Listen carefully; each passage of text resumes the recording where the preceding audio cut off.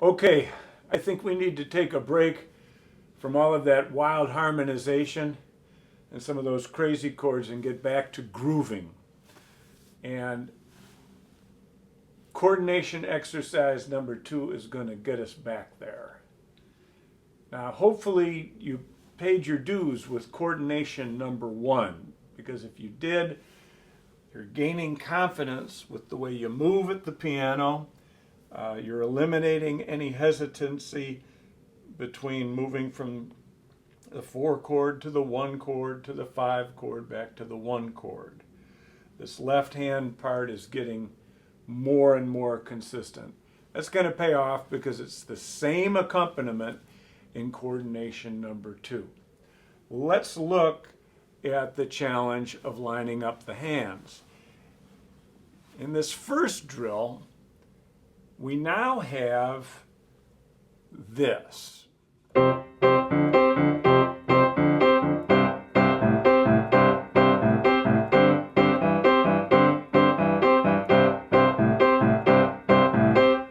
So let's look at putting this together. The first thing I would suggest is just listen to it. It should sound to you like this: 4 beats in the left hand and 3 over 2. So if I were to simplify the left hand, leaving this 8th note out, 1, 2, 3, 4, it's just. The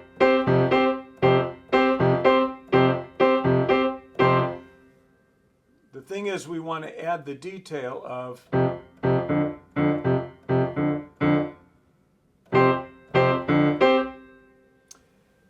and just getting those 2 beats together. That's the whole puzzle right there.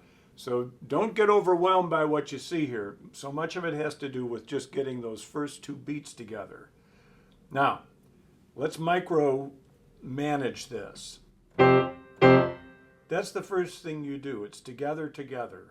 And then in the second beat, it's left, right, left. Just like it is if you were to do it in your lap.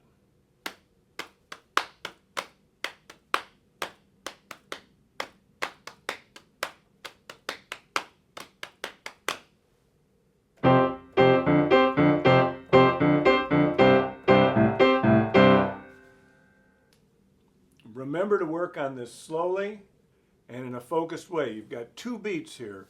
If it helps, take a pencil out and write like a line showing you how the right hand connects with the left hand. Where does it line up? Where is it in the middle?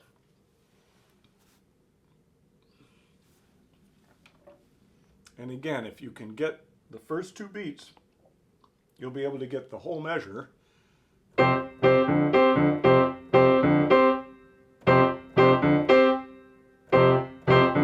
Now separate.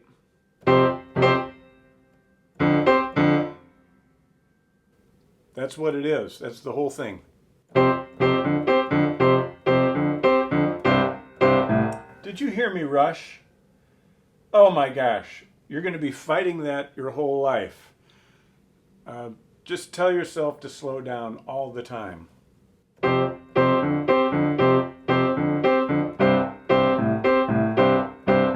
I just need to keep reminding myself that slow motion is going to get me there. Okay, let's move on to the next drill. I'm going to suggest practicing it this way. This is not the way it's written, but it's going to help you. Take a look. I'm playing the octave, and then I'm playing, so I'm playing the octave with my thumb and 5th finger, and then I'm playing this B flat with my 3rd finger. And I'm going to play them like a chord, and I'm going to use the same rhythm that we just used previously.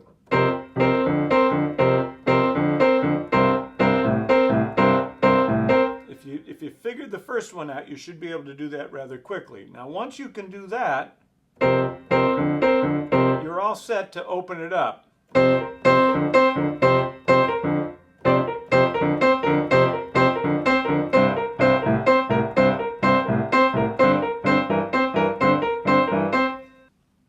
couple of recommendations.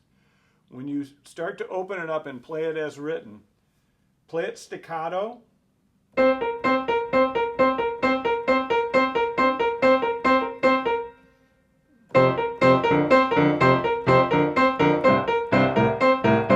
This one will really challenge the left hand. You'll find that there'll be some faltering.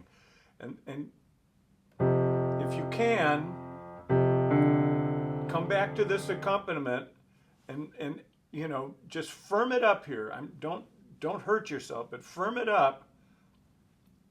It should stay together.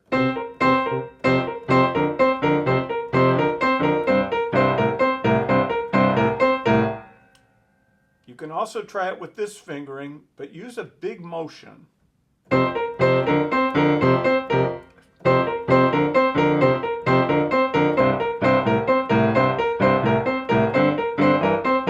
You absolutely will go crazy trying to play it this way.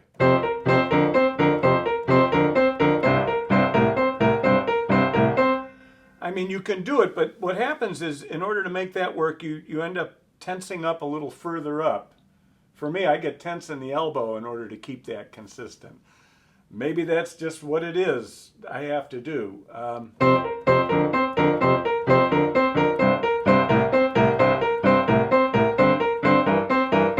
I don't know, there's something very automated about this that I like.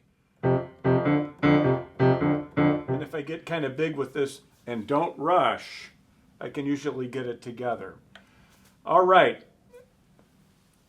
go back and forth with these first two drills. Drill number 3 sounds really cool.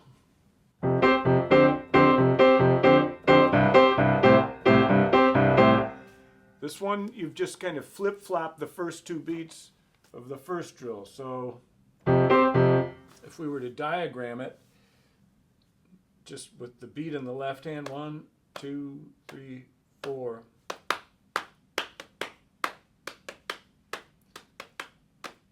It's still 3/2, but it's shifted over.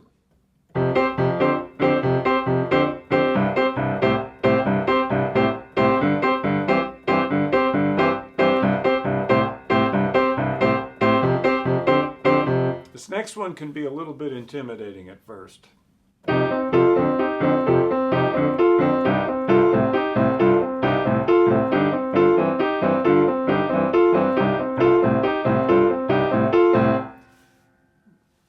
When you break it down the following way, a root position C minor triad to an F major triad in second inversion, if we block it out, it's going to be the same rhythm that we had in the first drill.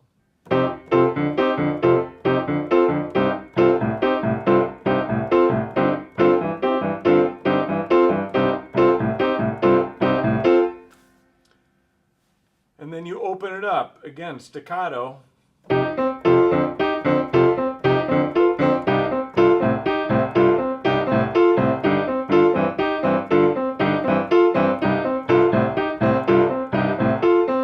And again, as the rhythms get more challenging, your left hand is like, ooh, ooh, ooh, this is making me crazy. Again, finding a more intensive motion down here is what keeps it steady. All right, this final rhythm is unlike any of the others. It's a Cuban rhythm actually, called abacua.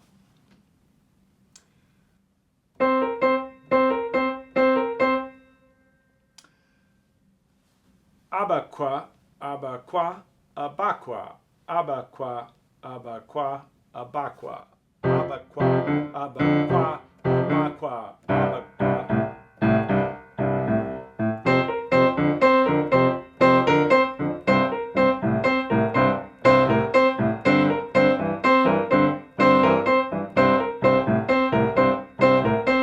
For me, with this rhythm,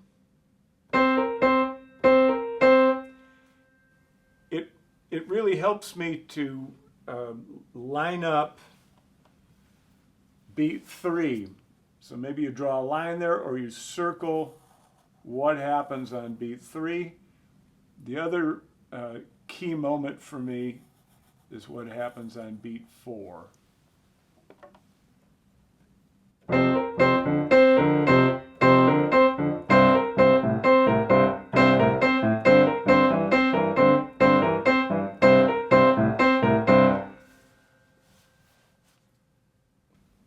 So this last drill is quite different, but by the time you get to it, you will have solved all of these other rhythmic puzzles. Or are they coordination puzzles, maybe? How did you do that? Well, you go slow.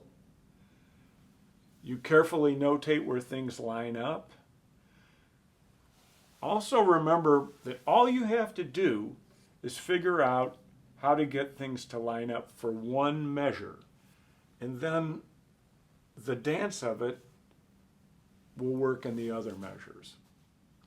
So recognize the value in going slowly. Take your time, put it together right, where everything lines up, making sure that it's coordinated. And if it's coordinated, it's gonna groove. So I think it's fine to work on shuffle number 1 in C while you're working on coordination 2. It's a good idea to take a break from those coordination exercises and kind of relax and change things up.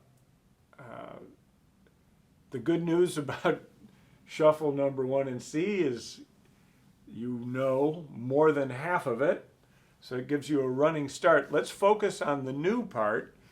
I would recommend including this last bit from the first part. So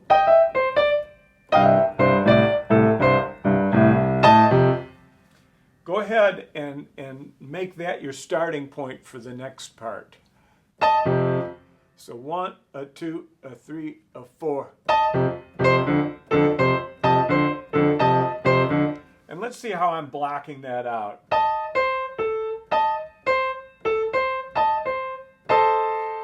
You should be able to reach that. That's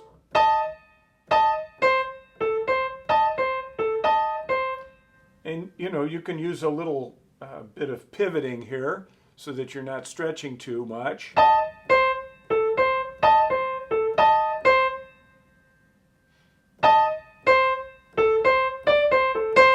So you'll be in, if you find this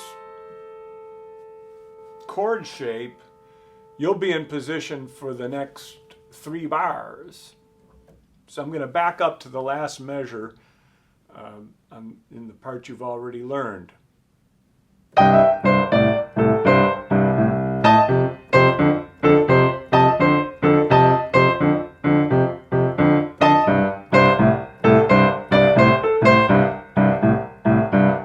Now here, we're going to go ahead and slide there. Now there's a tremolo there. Some of my students really struggle with playing a tremolo. I never had any difficulty with it. I think I learned to play a tremolo when I was very young, just imitating what I heard you know, blues piano players do. The motion, I think, is kind of like this. You know, you might try it on a table. I've seen people like put a pencil in there as sort of a measuring device. So with the tremolo, the thing that kills it is weight, like, you know, arm weight or like bearing down on it. Don't do that. Keep it light, just enough so you hear the note. And you don't need to go all the way down to do that. Once you find that spot, you know, kind of come back to your jazz hands, you know. All right. The last part.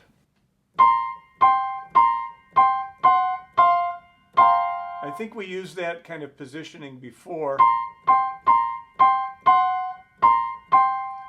I've got my second finger kind of moving around there. And then you move down there. Then back.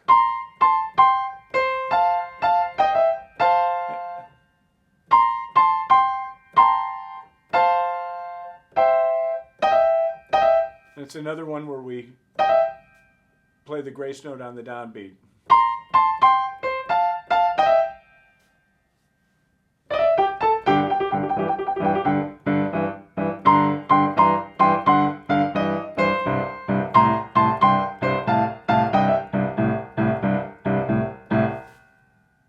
Have a listen to it.